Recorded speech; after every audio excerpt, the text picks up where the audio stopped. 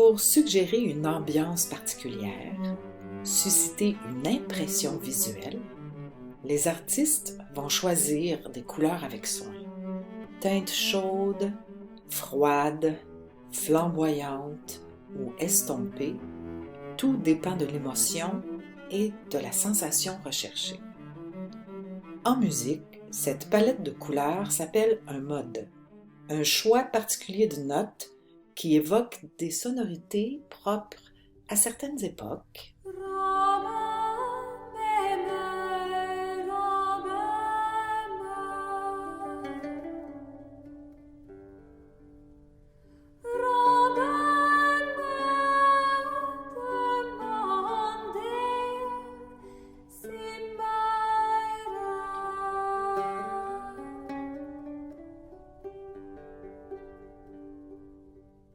À certains peuples,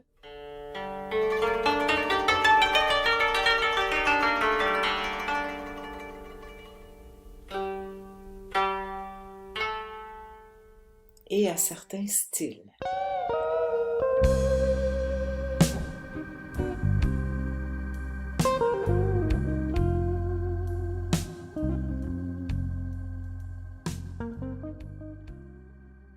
Pour identifier un mode, il faut connaître ses caractéristiques et sa structure.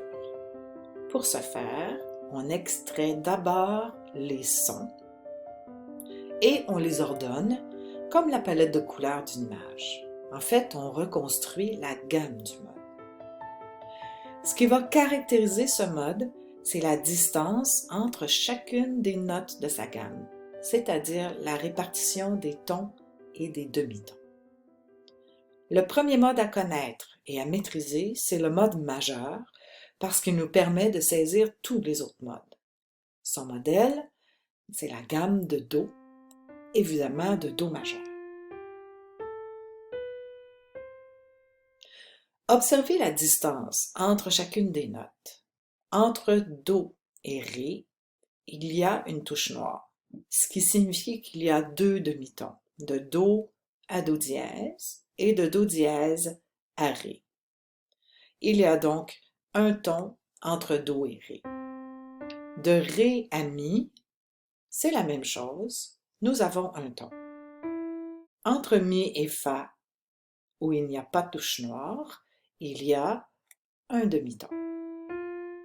De Fa à Sol, il y a un ton. De Sol à La, encore un ton. De La à Si, un autre ton. Et pour terminer, de Si à Do, un demi-ton. La structure d'une gamme majeure est donc la suivante: ton, ton, demi-ton, ton, ton, ton, demi-ton. En respectant l'ordre des tons et des demi-tons, on peut transposer ce modèle et construire des gammes majeures à partir de n'importe quelle note. L'important, c'est de retenir la séquence ton, ton, demi-ton, ton, ton, ton, demi-ton. Avant de vous lancer dans les exercices, voici deux exemples.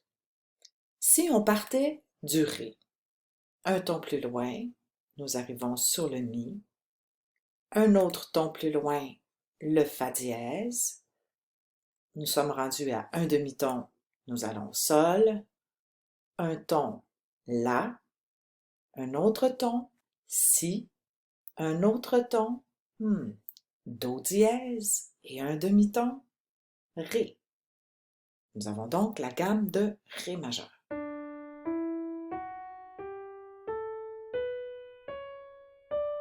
Un deuxième exemple, partons d'une touche noire, le La bémol. Alors, on commence par un ton plus loin, on va aller sur l'autre touche noire, le Si bémol. Un ton plus loin m'amène au Do. Un demi-ton, le Ré bémol. Un ton, le Mi bémol. Un autre ton, le Fa, touche blanche.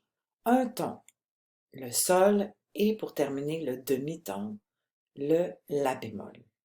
Donc, voici la gamme de La bémol majeur.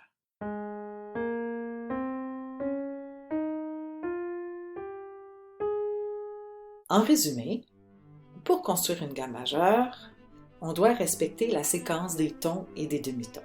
Quelle que soit la note de départ, les demi-tons se trouvent entre la troisième et la quatrième note, qu'on appelle aussi des degrés, et entre la septième note et le retour de la première. Maintenant, à vous de jouer.